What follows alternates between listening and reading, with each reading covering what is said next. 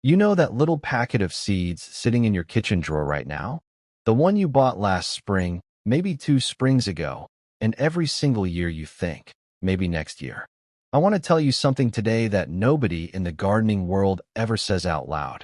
Starting seeds indoors is not a gardening skill. It's a kitchen skill. And if you've ever made a pot of tea, boiled an egg, or soaked beans overnight before cooking them, you already know how to do this. The seed doesn't care how old you are. It doesn't care that your knees ache or that the garden is muddy outside. Give it a little warmth, a little moisture, and something to rest in, and it will do the rest entirely on its own. Today I'm going to walk you through exactly how to start your seeds indoors, step by step, the way a grandmother would explain it, not the way a gardening textbook would. No confusing terms, no expensive equipment, and I promise you, by the end of this video, you will feel ready. Number 1. Why indoor seed starting is actually perfect for you. Here is something I want you to really sit with for a moment. When you start seeds indoors, you are gardening from a chair, from your kitchen table, in your slippers, with a cup of tea beside you. No bending, no digging, no hauling bags of soil from the car. Not yet, anyway. This is what makes indoor seed starting the most elder-friendly gardening method that exists, and yet almost no one talks about it that way. You are essentially creating a tiny nursery inside your home. You're giving your plants a head start before they ever touch outdoor soil. And by the time the weather warms and the ground is ready, your little seedlings will already be 4 to 6 weeks ahead of anything a neighbor planted directly in the garden. That means earlier harvests, bigger plants, and more joy for your effort. And the supplies? Most of them are already in your house. Number 2. What you actually need. Let's talk supplies. And I want to keep this as simple as possible, because the internet will try to sell you all sorts of gadgets you do not need. Here is what you genuinely need. 1. Something to plant in. Old yogurt containers, egg cartons, plastic deli containers with lids. Any of these work beautifully. Just poke a few holes in the bottom for drainage. That's it. You don't need to buy a single tray unless you want to. 2. Seed starting mix. This is the one thing I do recommend buying. Regular garden soil or potting soil is too heavy for little seeds. Seed starting mix is lighter and fluffier. It lets the roots breathe. You'll find it at any garden center, usually in small, affordable bags. 3. Your seeds. Any packet from the store will work. For beginners, I always recommend starting with tomatoes, basil, or marigolds. They are forgiving, fast, and encouraging. 4. A warm spot. Seeds don't need sunlight yet. They need warmth. The top of your refrigerator is warm. A shelf near the heating vent works too. Once they sprout, then you move them to the light. 5. A small spray bottle. We water seeds very gently, almost like misting. A spray bottle gives you that control without drowning the seeds. That's your list. 5 things, most of which you already own. Number 3. The step-by-step process. Now let's walk through it together. Step 1. Moisten your seed starting mix before you fill the containers. This is the step almost everyone skips, and it matters more than you'd think. Dry mix doesn't hold a seed in place the way it should. Put your seed starting mix in a bowl, add water slowly, and stir it until it feels like a wrung-out sponge. Damp, not soaking wet. Step 2. Fill your containers. Scoop the damp mix into your containers. Fill them to about ½ an inch from the top. Press it down gently with your fingers, just lightly, not packed hard. Step 3. Make a little hole for your seed. Use your fingertip or a pencil to press a small hole in the center of each container. How deep?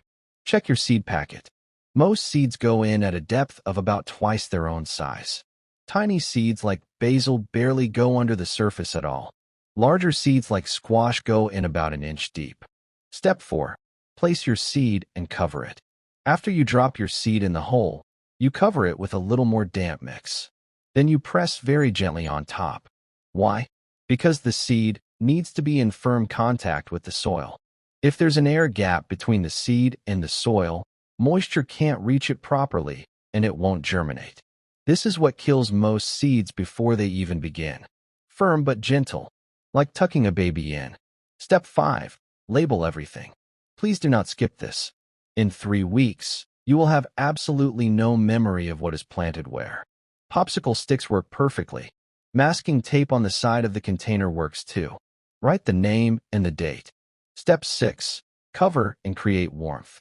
If you used a deli container with a lid, close the lid loosely. If you used egg cartons or yogurt cups, stretch a piece of plastic wrap loosely over the top. This traps warmth and moisture, creating a little greenhouse effect that seeds love. Place the whole setup somewhere warm. Again, top of the fridge, near a heating vent, inside a cupboard with a small light. Warmth is the signal the seed is waiting for. Step 7. Check daily. Mist is needed. Lift the cover and look. If the surface looks dry, give it a few spritzes with your spray bottle. If you see condensation on the inside of the cover, that's a good sign. It means moisture is staying in. Do not add more water unless the mix looks genuinely dry. Overwatering is the #1 reason seedlings fail. Number 4. When they sprout, what happens next? One morning, sometimes after just 5 days, sometimes after 2 weeks, you will see it. A tiny green curl pushing up through the soil. I want you to prepare yourself for how good that moment feels. It's something you did. Something you started with your own hands on your kitchen table. The moment you see sprouts, 2 things change. First, move them to light. A sunny windowsill is perfect. South-facing windows get the most light. If you don't have a bright window, a simple grow light works well and doesn't have to be expensive. Second, remove the cover. Now that they've sprouted, they need airflow. Keeping the cover on now can cause mold or disease. From this point, your seedlings will grow quickly. Water from the bottom when you can. Set the container in a shallow dish of water and let it soak up through the drainage holes.